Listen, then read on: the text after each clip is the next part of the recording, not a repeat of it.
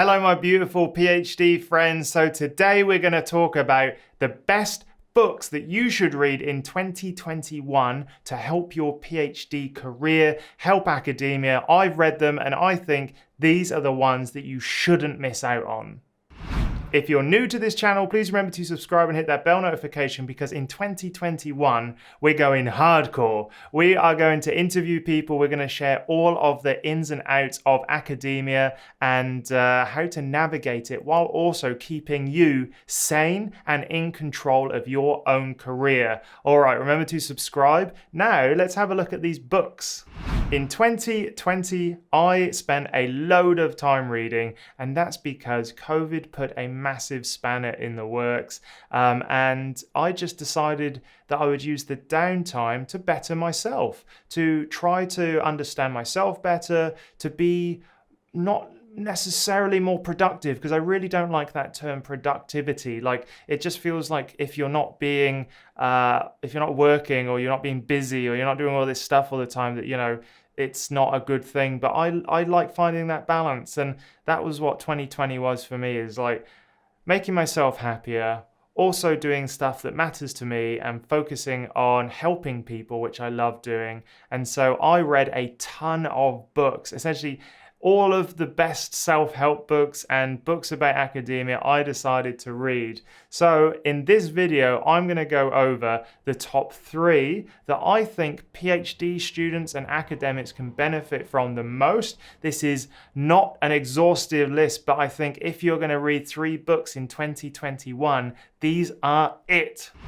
So the first book is Atomic Habits by James Clear. Now, I read this book early on in the sort of COVID situation, and I thought it was a fantastic book. It really helps kind of set you on the right path and stop you from self-sabotaging and stop you from just wasting time on things that don't really matter. And so it's a fantastic book. Now, it talks about building habits that you want to build. Now, in a PhD or academic environment, those habits are to write often, to do research. You know, you want to avoid the bad habits, like I've talked about in my other video. Go check that out, the dumbest mistakes I made. But I want to build in good habits, like I said, like working consistently, reading the literature, doing all of the right things in the right order at the right time, so that I'm just more effective when I'm at work or at in a research position, or I can just balance that with an actual life.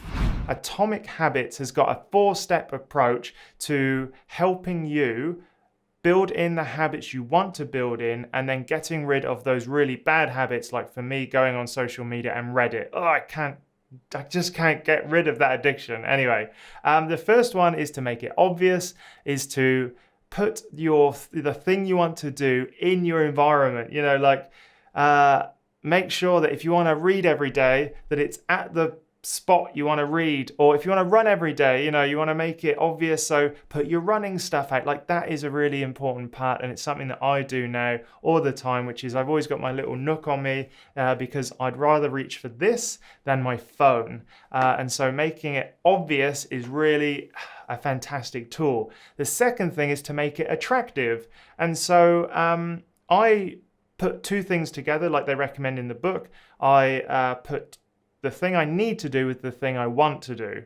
And so if I want to go to the cafe, I can run there.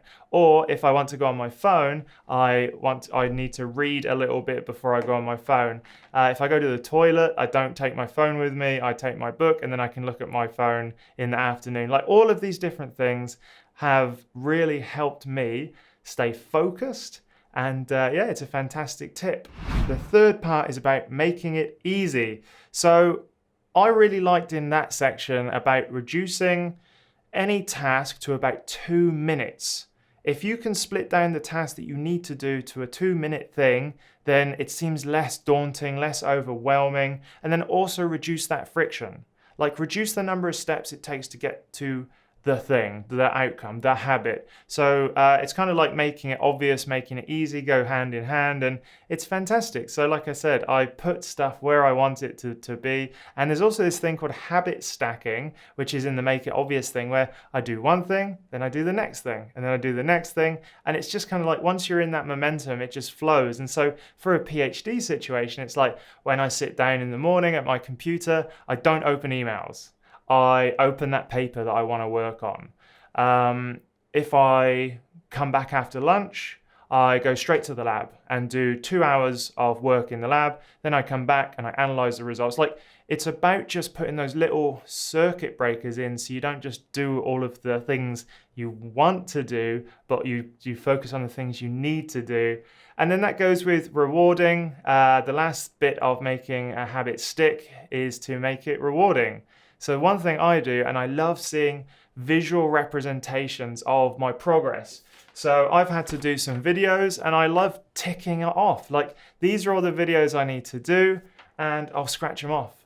And that is very rewarding. The one thing I really like actually is, like, imagine in a paper situation, if you're writing a peer-reviewed paper, is you need certain things. So how about putting paper clips from one jar to another, where it's like, okay, if I've written let's say 100 words, I put one paper clip in across the other one, and you see that those level change, and it just helps you keep the momentum up. So it's those sort of tricks which I think are really valuable, and it helps you create atomic habits. It's perfect for first year PhD students.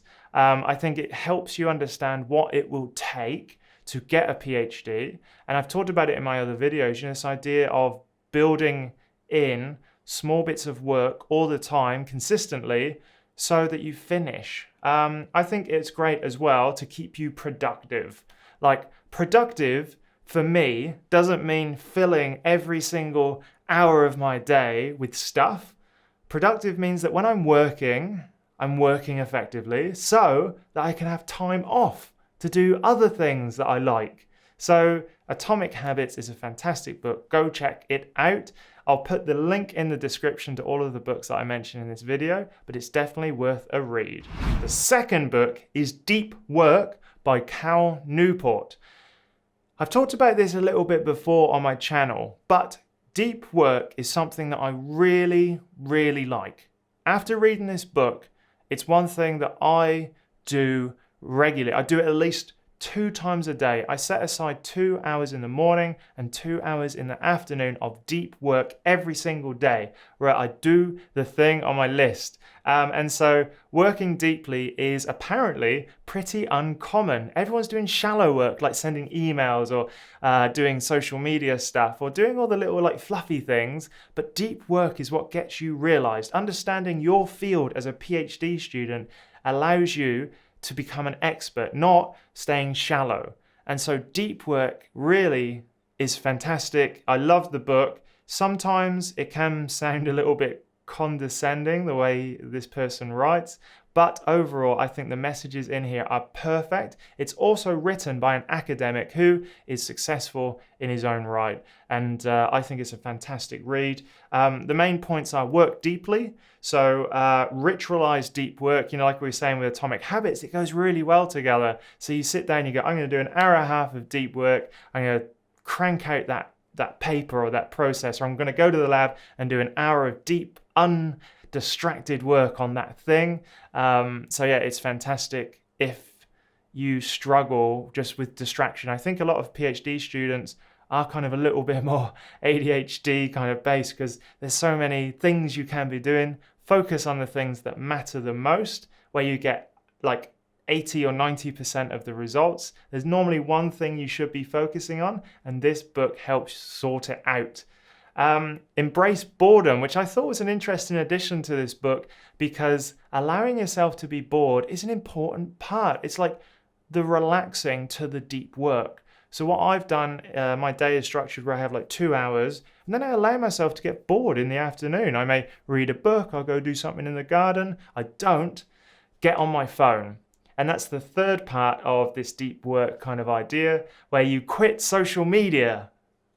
That, for me, has been the number one thing I did in 2020. I left all social media. I left Facebook. I left Twitter. I was never on Instagram because I'm not very pretty. And it just made a huge difference. I left LinkedIn. Now, me leaving LinkedIn was a big deal because I spent 16 months doing a daily vlog about my startup, Verbalize.science, for LinkedIn. I built up a massive following. I was getting recognized in Adelaide, where I'm from. It felt great. But I realized it wasn't deep work because of this book. And so this chapter, Quit Social Media, in combination with another book, which was the 10 Reasons to Leave Social Media, by Jared Lanier, I think. That is been the molding force of me leaving.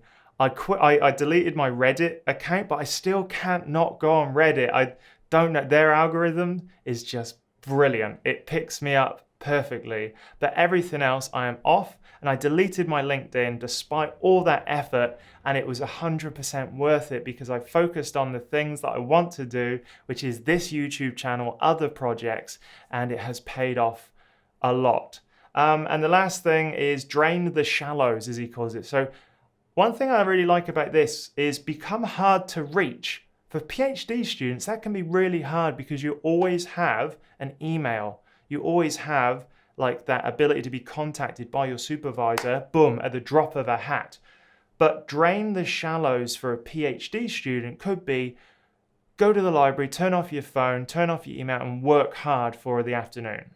Because a lot of the time, emails give like no benefit to your career most of the time. They're just a distraction. So making yourself hard to approach or get in contact with can be a mechanism for keeping your deep work quota up. And the one thing I really didn't like about this part was Cal Newport recommends scheduling every minute of your day. Now, personally, that doesn't work for me, but I know for other friends and other people, it has worked for them where they schedule everything to the minute and it just works. For me, no, I need to have some fluidity. I do blocks, like I said, but in the middle, I can, be fluid. And if I start half an hour later, for me, it doesn't matter, but I know I'm going to get it done. Some people need that rigidity. And so, work with what works best for you. And for me, the drain the shallows, schedule every second, a minute of your day doesn't work. I just feel stressed and sort of like completely annoyed by everything. Deep work is fantastic if you're writing a thesis, you're writing a paper, if you need to get something done. If you get into the habit, atomic habit with deep work, I think is a fantastic combination that every PhD student and PhD hopeful candidate needs to read, because that's the level of commitment and scheduling and skills that you need to be successful in academia. And deep work, I completely agree with Cal that it is so uncommon that you can make it work for you, and it's bloody awesome. The third book that I'm going to recommend is The Power of Small by Ashley and Dr. Trish Leonard Curtin. Yes. They have taken cognitive behavioral therapy kind of skills and techniques, and they've packaged it up into this perfect little book. I really like it because I was a big fan and reader of Stoicism, and it takes some of those components and, it really relies on this main thing, which is ignoring the bad things, ignoring what you're feeling and pushing it away just makes things worse. So it's about tackling things head on, accepting the things you can't accept.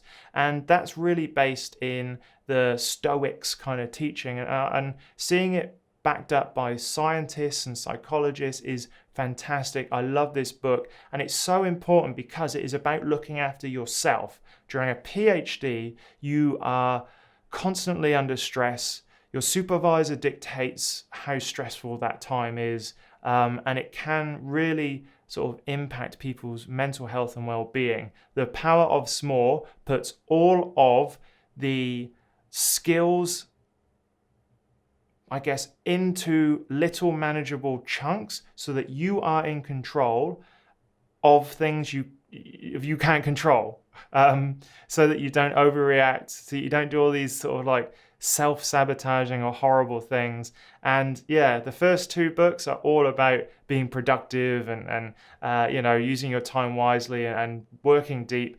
This book, I think, is a perfect balancer to that, which is The Power of Small. Little tiny skills and tips and actionable things that you can do to keep your mental health perfectly kind of balanced. And it is a really, really great read. I highly recommend it. I'll put it down in the links below. Go buy it. And you will not regret reading those 3 books. I guarantee it. Let me know in the comments what you would add to that list of books. I've read, I think, 20 books this last year, and I've loved every second. But for PhD students in particular, those 3 are fantastic. Like I said, let me know in the comments what you would add, and I'll go read those too. If this video is useful, please remember to subscribe. Please remember to share. Please remember to comment. I love it, or I read all of the comments. And as this community grows, I feel like we can help each other. Make sure academia isn't an absolutely horrible place for PhD students. And 2021 is looking like a fantastic year, and I hope to be part of your PhD and academic journey. All right, until next time, have a lovely day, week, month, or whatever that is, and I shall see you in the next video.